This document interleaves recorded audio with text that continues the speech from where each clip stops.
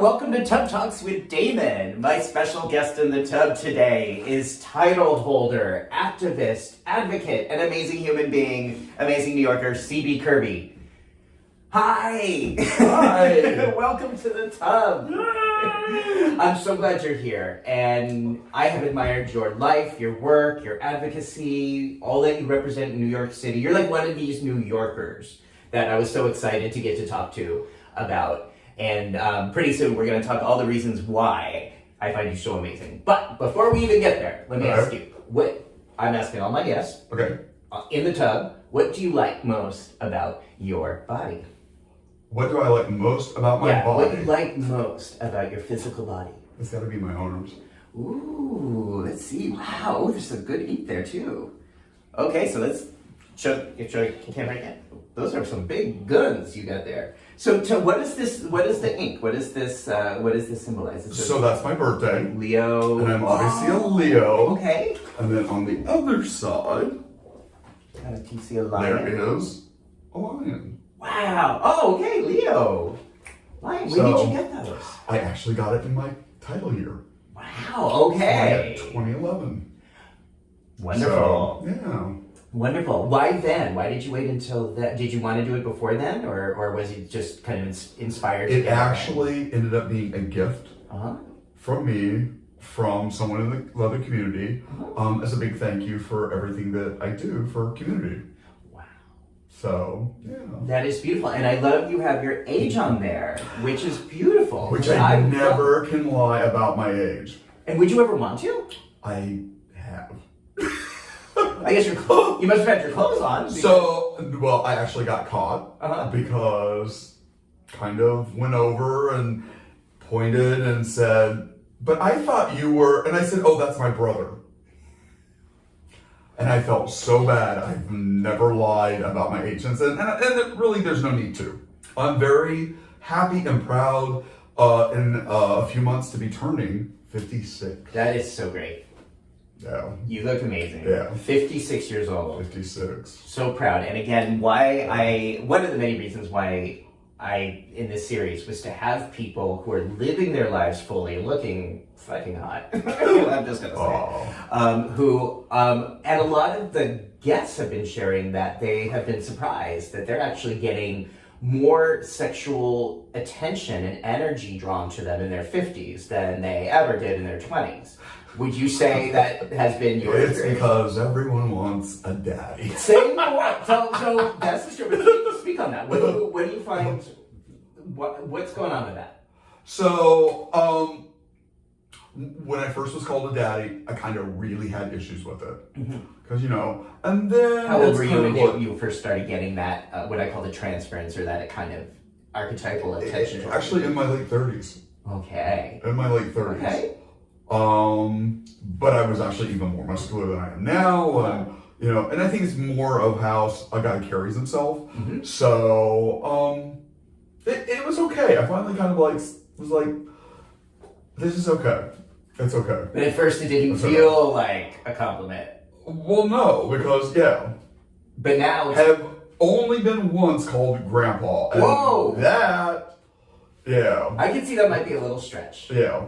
But I think though, because you and I are in this age and we're getting older in a celebratory, in a healthy way that has never been done historically before, and I think we're going to have to at some point get used to the grandpa transfers. Well, it may not be such a benefit. When the grays come in, So, I'll be the first to admit there's maybe just for men in there, Okay. But you would say that in your 50s, it feels like there's a lot of attention driven your way, would you say it's men of all different ages? Oh, yeah. That are... Oh, yeah. Yeah. Well, I've had 80-some-year-olds call me daddy. Wow. So, especially if I'm in my leathers. Right. So, yeah. Okay. So, wow. And I'm okay with that. I didn't actually start getting the daddy thing till recently. And I think it's only because I'm not hairy. I think it's more of a hairy body thing. And now, I didn't even know how gray I was until I started doing this series. But I'm fucking great. And I started getting that daddy energy directed at me. And I kind of dig it. I like it. It's kind of nice.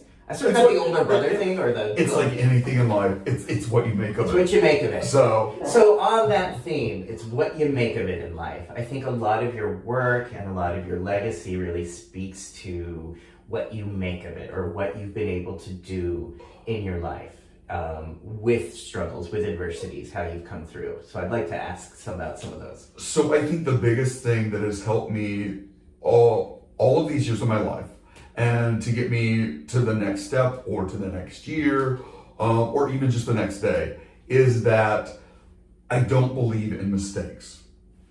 I don't believe in mistakes. Yeah. They're and really listen up, guys. It is a learning experience. It becomes a mistake when you don't learn from it. Mm. So, and I've tried to teach that to anyone that will listen, anyone around me. I recently taught a coworker that it's not about mistakes. It's a learning experience. And it's about turning things that may have negative to it into a positive. And how have you done that in your life? How have you turned something that might be seen as a negative into a positive? So just about everything that has happened in my life, I've turned into positive. I've tried to learn and grow from it and be a better person and to help those around me. I think early on, probably one of the biggest things that I learned from was in 2007, I lost a partner to a drug overdose. And that actually made me realize how serious addiction was. And I that was my sober journey. That was the start of my sober journey. He was 25 and it was a wake up call. Not that I haven't like had, the slips here, there, whatever, but I've learned from them. I've not beat myself up from them. I picked myself up, dusted myself off, got back on the horse. So this partner who you lost in 2007, what was his drug of choice? It was the drug that kills our community, crystal meth. Yeah. So there is has always been, whether people acknowledge it or not, such a prevalence of this drug in our community. Why do you think the gay community is more impacted or attracted to meth than perhaps other populations? So, being in the gay community, you have issues with acceptance. You have there's a long laundry list, and I think that meth is one of the ones that alter your being, and it gives you that false feeling of acceptance and empowerment and sexual drive and proclivity, and it's all. I have to stress this: it's nothing but false. There's no value to it. There really isn't, and it's fleeting. And the downside, the depression, which takes me to the second partner that I lost.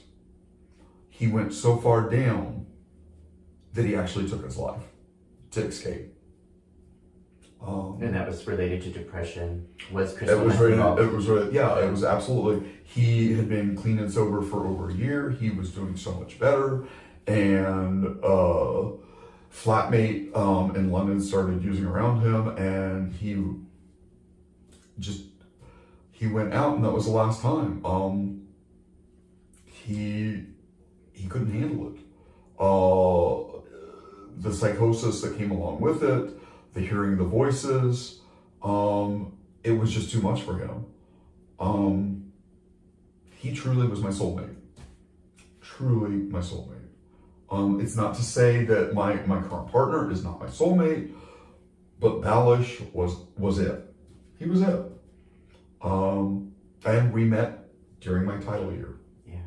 So, So this was a few years after the first partner you mentioned. 2007 was James. 2012 2013 was Balish, Okay. Thanksgiving Day. When did you start using meth? I believe I was around 38. Curiosity got the cat.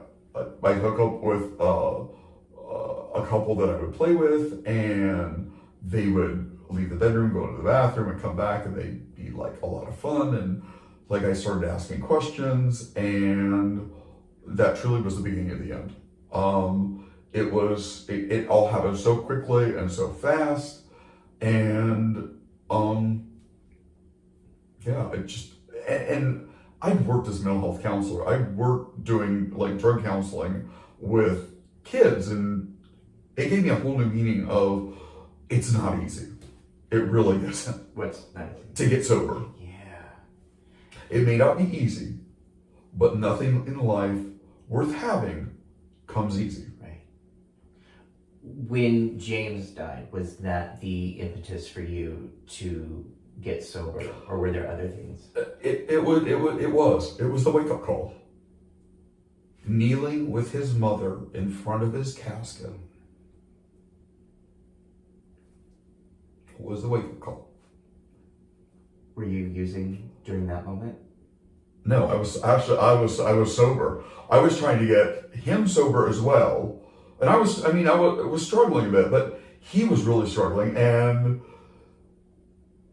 because he had gotten a new copy of his nursing license. He was a nurse. He'd gotten a new copy of his nursing license. We had been talking and looking at getting an apartment and moving in together.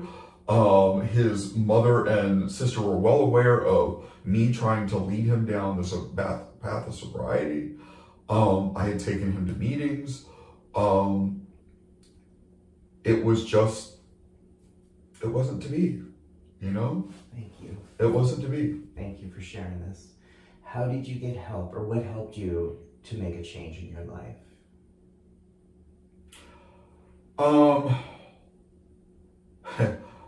It was actually, there were people on, so I started to go to meetings.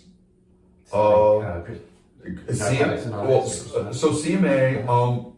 couldn't get me sober. Why not? It just was too triggering, and this was back in the mid 2000s, or late 2000s, where it was new, it was fresh. There were a lot of people struggling. No one had more than like 2, 3, maybe 5 years, maybe. Someone invited me to go to a CA meeting, and that's actually where I found my sobriety. CA? Was Cocaine Anonymous. Oh, okay. Then I was taken to NA. Mm-hmm. NA in the East Village, which was a real experience because, let me tell you, those will tell you get sober or get out. So this is Narcotics Anonymous in the East Village. A lot of people, I'm assuming, who had recovered from heroin. Oh, yeah. Okay. Oh, you betcha. People who have had a lot of decades of experience. Hardcore, the grunge, that crowd. Okay. So their experience, that fellowship was able to. But you know what? They might have been harsh, but they did it in a loving manner. So, it was easy, but easy once I said, got real with myself, got honest with myself. Because in the very beginning, with crystal meth, I'm like, well, if I used and it wasn't more than a couple days, then it really wasn't using, because my normal was 7 or 9 days. So, like, getting serious, being honest was the biggest one. Mm-hmm. When I got honest with myself, I could be honest with others. Yeah. And when that happened, people really saw the change. So, but my use did a lot of damage. So, jobs, relationships, family, friends,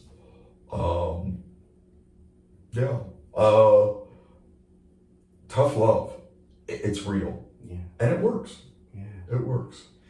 So this is your late 30s, early 40s that you're doing this really, really hard work, and the fellowship was helpful. It was, yeah. In this way. Yeah. What about therapy? I actually was doing therapy. Okay. I was. Was it I good? actually, You can tell me if it's not, but was it good? Was it okay? No, because having been a therapist, I knew. Yeah. But I will tell you this, and every other therapist will tell you, we are our own worst enemies. It's easy to tell someone else how to be healthy in a mental way, but taking it and bringing it back on yourself, yeah. Okay. Yeah. So is that, there was sort of that dissonance for you, that you were saying one thing and kind of doing another? And, yeah. Wow. But it also, actually being, so one thing leads into another, and the good that came out of going to CA was I met someone in the community that also did the bike ride. The AIDS bike ride? The AIDS bike ride. Mm-hmm. And when I moved here, I wanted to do the AIDS ride. I wanted to do an AIDS ride because I've been HIV positive since 1996. And fortunately have been healthy, extremely healthy. So Ray Ronner invited me to do the AIDS ride. And so I hooked up with this person named Beth Slapian, who I was going to train with. And I had a hybrid that someone had given me that had done the California ride. And I'm like, oh, it's already done an AIDS ride, so I'm good to go. So it was a hybrid. No one told me the difference between a hybrid and a road bike, which is like day and night. What is the difference? Oh, so the hybrid was really heavy. And trying to get up the hills on the Palisades the first time around, I walked that bike up almost every hill, and I'm like, you know what, there's no way. So I went the next few days, and Blake Strasser from the ride hooked me up with somebody who was selling their old giant road bike. And when I first got on it and rode my, oh wow, zip, you know.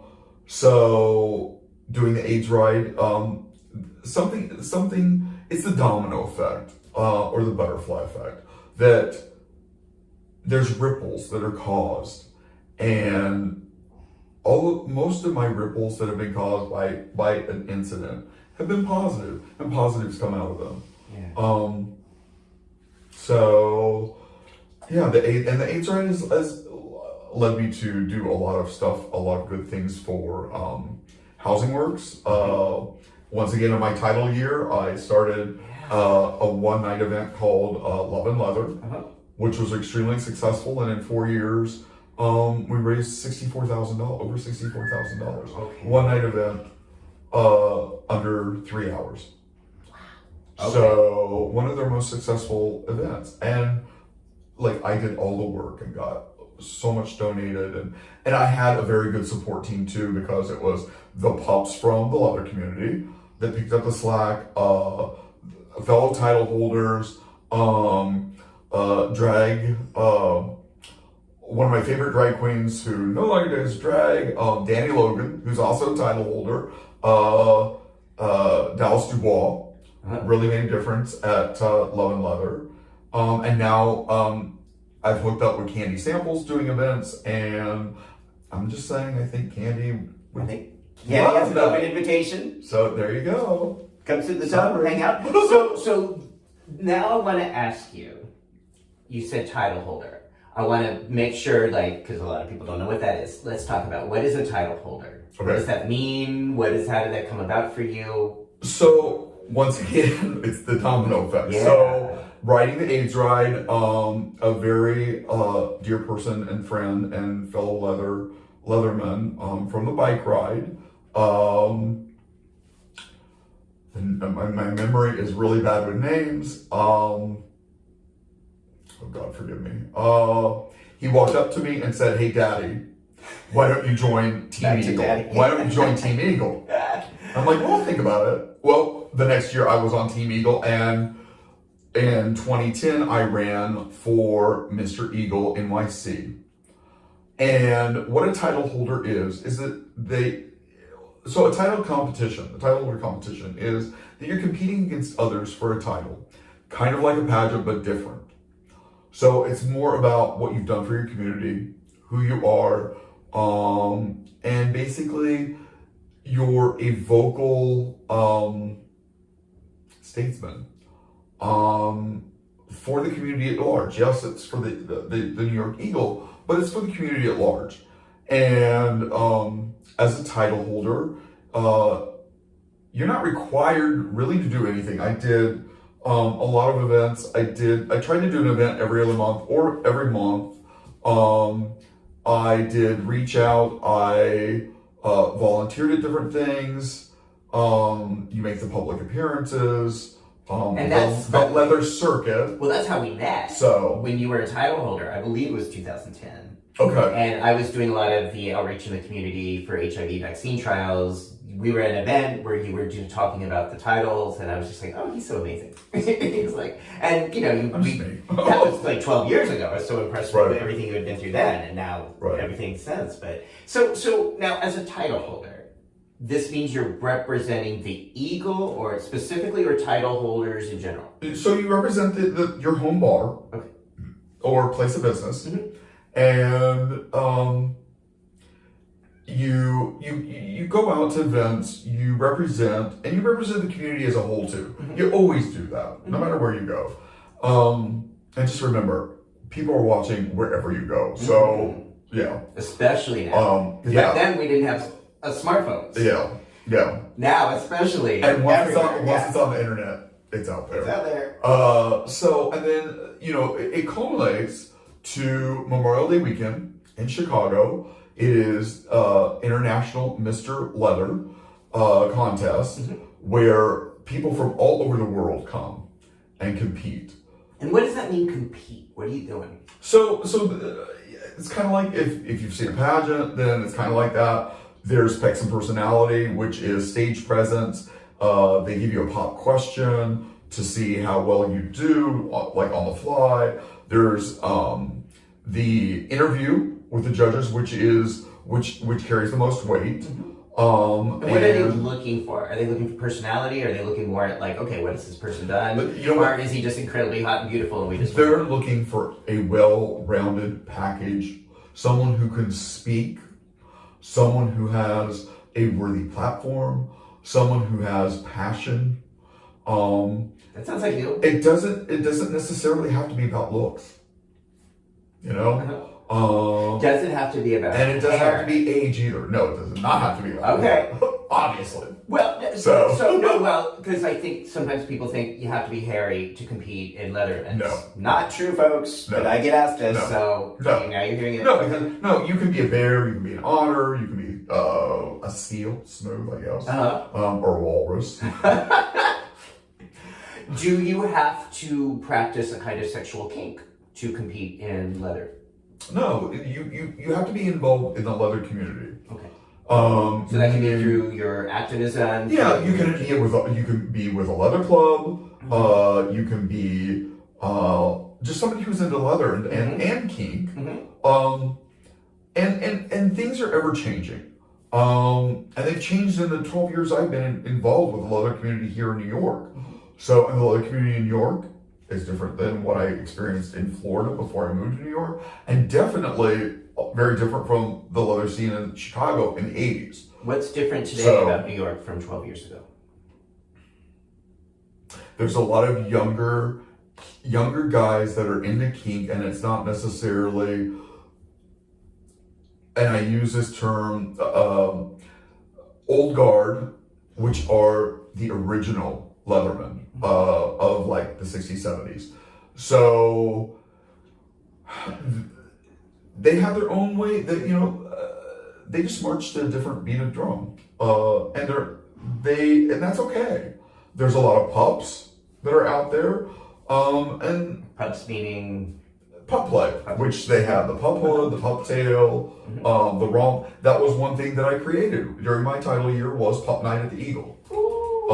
That was my baby, and thanks to the pup community. Wow. So, but that's a difference that now pups are competing for leather titles today. Exactly. More so than 12 years ago. Exactly. Okay. It's kind of like the Bears when the Bears came into the leather club. So it's ever expanding, and you know what? There's room for all of us. There really is, and we're family.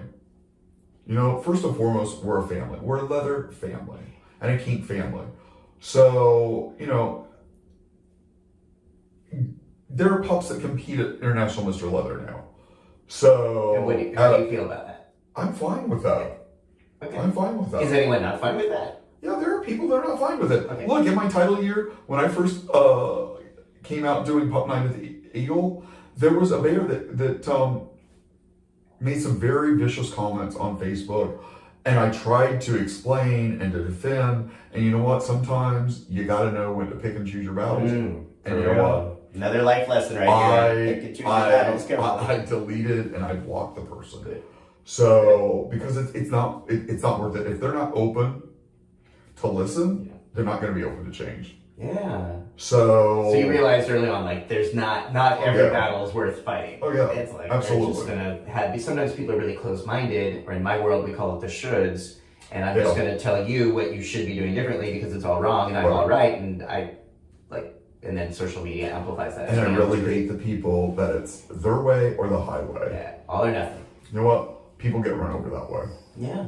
So It's the highway, right? So ideally then, this is a community where there's diversity, respect for differences, people don't yuck each other's yums, and people can get along and have different proclivities and still celebrate and do good work in the world and compete for titles. And as a whole, the leather community is not just gay men. It's gay, bi, it's the lesbians. Because there's a Miss International Leather. Wow. So Where's there's that? international Miss Leather. So when I was like volunteering, it was always in San Francisco. It was a lot of fun. It still is. They move it around. And I have some very dear friends that have been the title holders for, In fact, my title year, Sarah from New York was International Miss Leather. Wow. So what did it mean to you for that year to be a title holder? Like, what did that feel like? What did that mean to you, given everything you had been through in your life, personally and professionally? So I was that bullied, young, little nerd in high school. I mean, I graduated high school at 5'4". And pencil thin, like maybe 130 pounds. So it was almost vindication of that I was somebody. You're always somebody, don't get me wrong. And you're never alone. Please, please, please remember that. You're never alone. If you feel alone, pick up the phone, go out, reach out. Because there are a lot of people, yes, they're the people that point their fingers, but there are a lot of us that have their hand out to help you up. It's beautiful. So after being bullied and seen that way at a time when our brains are still developing, they're like little sponges taking in those messages, to then ascend to being a title holder really meant something good. Oh yeah. And I hear you saying you don't have to be a title holder if you feel important, but it's sure nice to sometimes get recognition and respect when you're really putting out energy into this world. Doesn't always happen, but it's still nice when it does. So here's a big difference between a title holder and a sash collector. A title holder does things for the community because that's what they do. A sash collector wants to wear the sash because it's the look at me and everything behind it. They're few and far between. They are out there just like anywhere else, but they don't last. And people see right through them, especially in the leather community. So I did what I did before my title, during my title, and after my title, not to benefit me, but to help others, to make a difference. Life mantra. You go through life and you help one life. You better one person's life. Then your life has been worth living. I'm a firm believer as well. That's why I love these Tough Talks, because that's my framework as well. Right. So after that year, you said you did go on to compete in the larger world titles. So I went to Chicago with, I believe, a total of 5 suitcases. Almost every piece of leather that I own, plus those are heavy, my new leather to carry around. Yeah. And you get a lot of looks through TSA. TSA, yeah. So, so I went. So the biggest thing that came out of IML was, there were a couple things. One of the big ones was 2 weeks before IML, my older sister calls me and says, "What do you think if David and I, David being her husband, come to watch you compete?" Whoa. And I was just knocked over. Not only did they come, they dressed in leather the entire week. Wow. People would go up to my sister and go, "Oh, you must be CB's sister." So the community opened welcomed them with open arms and everything else. And it was just that much more of a boost to, Wow. I had a very dear friend who became a personal handler for me to keep me on track, to keep me on point. Ellie girl, love you, Ellie. And competing was interesting. That sounds like a nice way of saying something. It was an experience that I will always cherish. The brotherhood, the camaraderie was amazing. I can remember that one of the contestants, Mr. Boston Leather, David, showed up and none of his leather had showed up. Uh-oh. And the rest of us gathered together and offered up pieces of leather. And you know what? That's what the leather community is all about. So I went, and God bless Derek, the owner of the Eagle. He forgone. See, yeah, forgone going to I believe it was the National Softball, Gay Softball League, and he showed up in Chicago to watch me compete.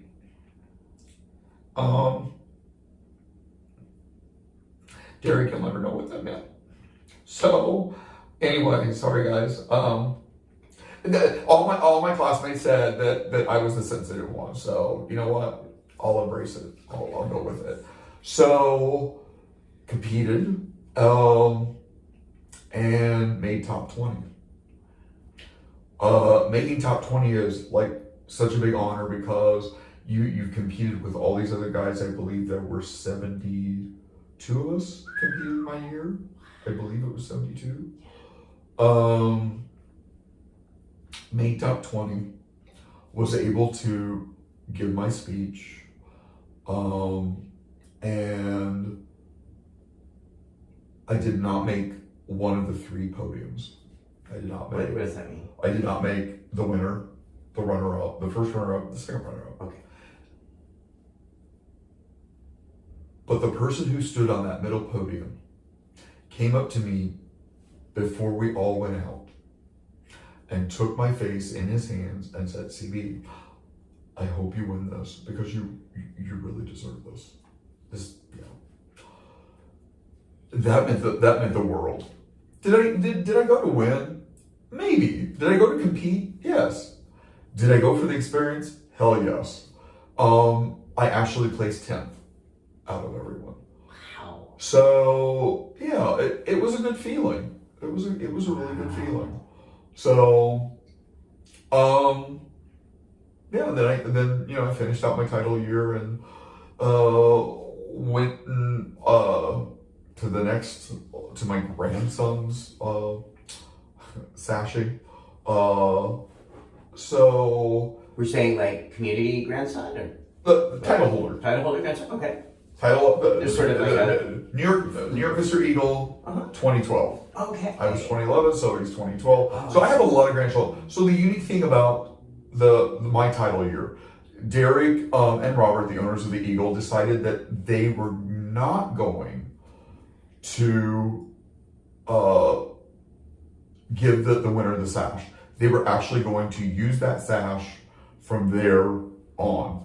So the sash that I actually wore, every winner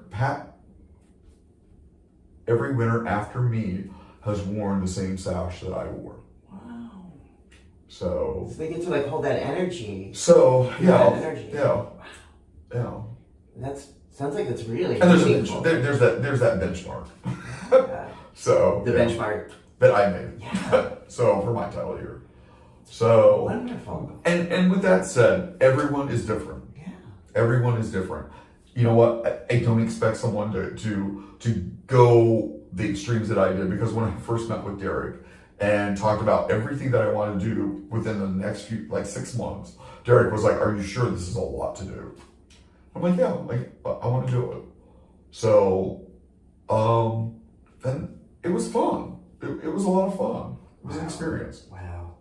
So, yeah. So this is great. So I'm learning, really getting a sense of like how meaningful this is, what the brotherhood feels like, the community feels like, and how different communities have helped you to ascend, to be healthy, to really tend to your body, mind, spirit. Right. So after that really, really amazing year, you came back to New York, and you have still been so at like in the last 10 years in our community. I mean, I've taken some time off. I lost my mother in 2015, which was a real blow, because I obviously with my emotions and everything else, I'm a mama's boy, and I'll be the first to admit it, and I embrace that. But you know what? I've learned from it, and I know it sounds odd. I embrace my mother's passing, but I'm okay with that, because I know that she's in a far better place, and she was ready. So. Was she local or? No, she was back in Illinois. I had been going home every other month to see her, because I knew, and I was there. I was there when she needed me. So, yeah. So I've taken time off. I've continued to be involved with Excelsior MC, the leather club here in New York. And this year I've actually really started to get back being involved with Leather Club. I just attended the Long Island Ravens run out on Long Island. It was incredible after these 2 years of the COVID. So I was wondering, because so much I know of people and community matters to you, matters to all of us. How have these last 2 years of this pandemic, at the time of recording this, it's a little more than 2 years, how have you been taking care of yourself? What's this been like? So it's kind of been rough, because it kind of has, losing friends, family members To COVID? And just seeing the impact, it kind of has brought back what we had lived through in the 80s with the AIDS crisis. Virus, people dying, and really nothing you could do. What was that like to see that playing out again? In the beginning, it was really harsh. A fellow designer friend of mine invited me to be involved with an event where they were putting together all these gift bags to give to the nurses that were staying at the New Yorker hotel.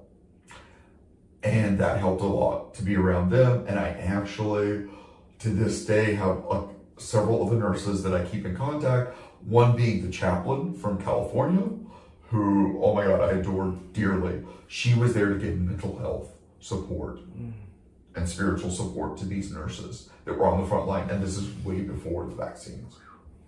When we did the bags, there were 9 nurses that were quarantining in the room because they were all positive for COVID. Wow. So again, finding a way to give, finding a way to serve. But you know what? That's what being a person And if you're going to be a leader, if you're going to be a title holder, if you're going to be a mentor, you're a person of service. It's what can I do, not what do I get. Because when you do the what can I do, you know what you're going to get. You're going to get the satisfaction and that good feeling that you've helped someone or you've helped your community. And you've made a difference. Now that's so cliche, but you really have made a difference. And it's the ripple effect. You help one person, and they help another, and they help another. And being out there and being visible. I'm an open book. You know, I'm an open book about my HIV status, my addiction, my personal struggles, being different sexually. Yeah, because if being out there and being that presence, and someone comes up to me, it was, look, you remember the porno bingo? Yeah, that's where we met. I actually had someone come up to me at porno bingo and said, I tested positive today for HIV. Can you talk to me? And so, you know, the first thing I said, you know, it's going to be okay. It's going to be okay. It's not a death sentence. Yeah. It's manageable. But by being so open about your life experience, you were able to be accessible to people who are terrified in their vulnerable moments. And you have been so generous with your time and your energy in that way. And I totally get what you're saying. It's like it's a win-win. I feel that informs a lot of my decisions as well. It's like I'm pretty out about stuff because it's like I know when I say something, there's at least one other person who's going to be like, oh yeah, me too. Yeah. And if he could get through it. And that's the whole thing. Yeah. If someone knows that they're not alone and that they can pick up the phone or they can walk up to you, then, you know, you've opened a door. You've opened a door to probably saving that person's life in a lot of instances. You know, with everything going on, we are in one of the biggest mental health crises. The world. Not just New York, not just the US, but the world has ever seen. Yeah. Yes. And we all need to stand up, realize it, and help people. Yeah. You know, a smile can save someone's life.